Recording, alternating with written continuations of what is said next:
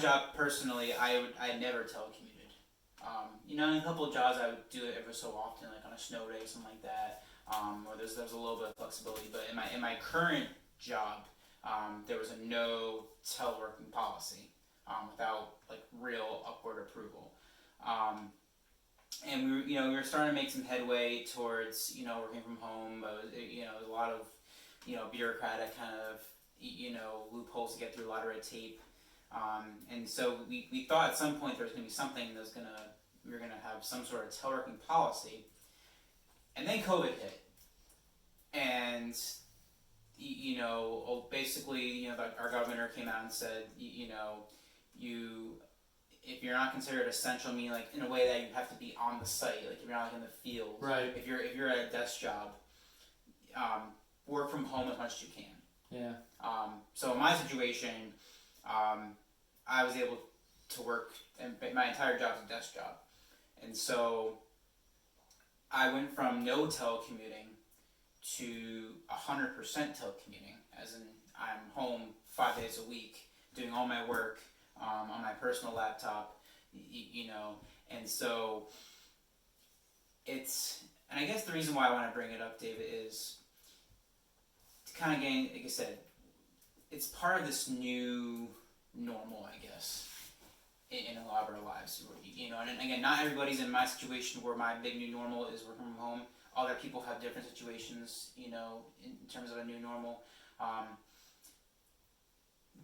But nevertheless, we keep hearing through the mainstream media about, one day we'll be back to normal.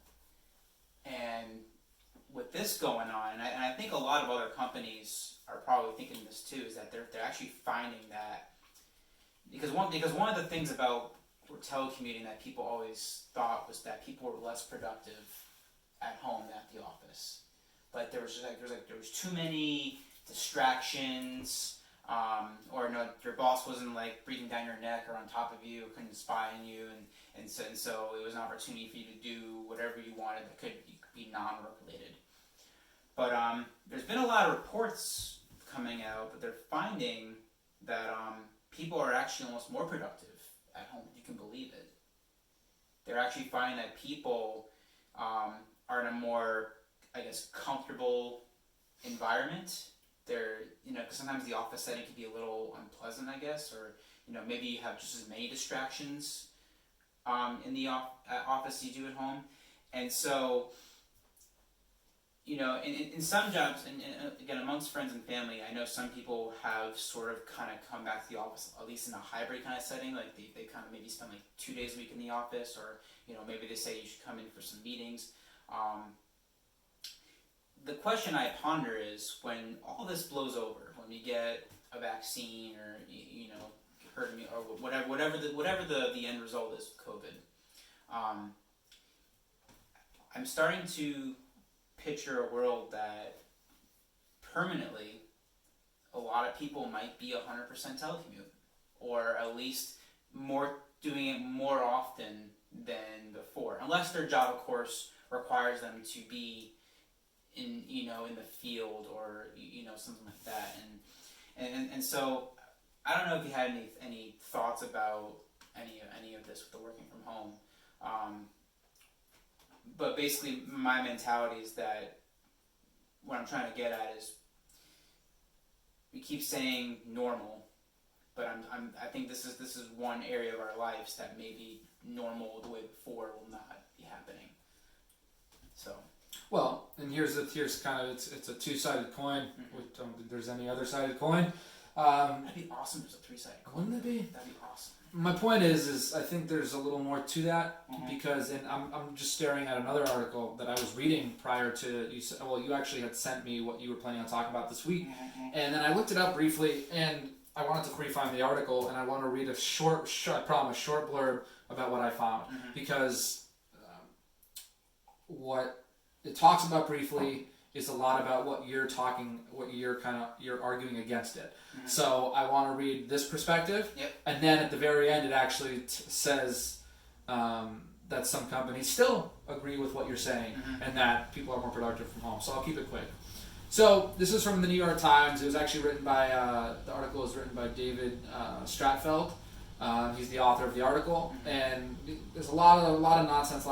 And then he says, so he was talking to Richard Laramere, who is the essentially I think is the CEO of RLM Public. They're a tech firm, I believe, Yep. Tech Relations, and he goes, he let the employees, I guess, work from home on Fridays. This small step toward, and this is a few years ago. This is prior to COVID, and he let his workers work from home on Fridays. This small step toward telecommuting proved a disaster, he said, however. He often couldn't find people when he needed them. Projects languished. Every weekend became a 3-day holiday. I found that people work so much better when they're in the same physical space. IBM came to a similar decision in 2009. And this is again, because remember 2009? The year after what? 2008. What happened in 08? Recession, The other recession, which is potentially what we're headed for currently. I hope not, but it's looking that way, unfortunately. And but in 2009, 40% of its 386,000, so 40% of that in 170 countries worked remotely. This is IBM. But in 2017, with revenues slumping, management called thousands of them back into the office. Even as Facebook, Shopify, Zillow, Twitter, and many other companies are developing plans to let employees work from home remotely forever based on what's going on now, the experiences of Mr. Laramere and IBM are a reminder that the history of telecommuting hasn't always been as bright, and that the companies are barreling forward but run the risk of the same fate if they're not careful. Working from home is a strategic move, though, in many ways, not just a tactical one. It saves money. It really does. But a lot of it comes down to, and here's the big word, and it's with a lot of these things going on nowadays, trust. Do you trust your employees?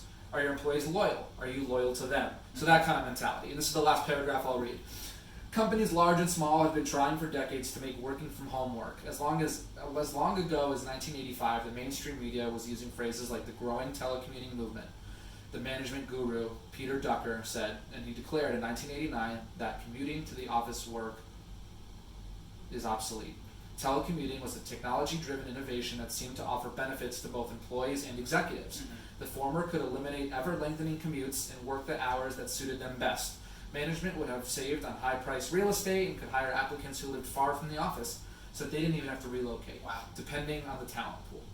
And yet, many of the ventures were eventually downsized or abandoned. Apart from IBM, companies that publicly pulled back on the telecommuting over the past decade, and these are some big ones, include Aetna, Best Buy, Bank of America, Yahoo, AT&T, and Reddit.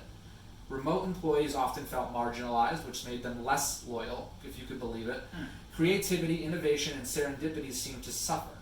And I'll kind of stop there because it's a long article, and I figured maybe we can actually post it in our description if people want to check it out and take a look at it.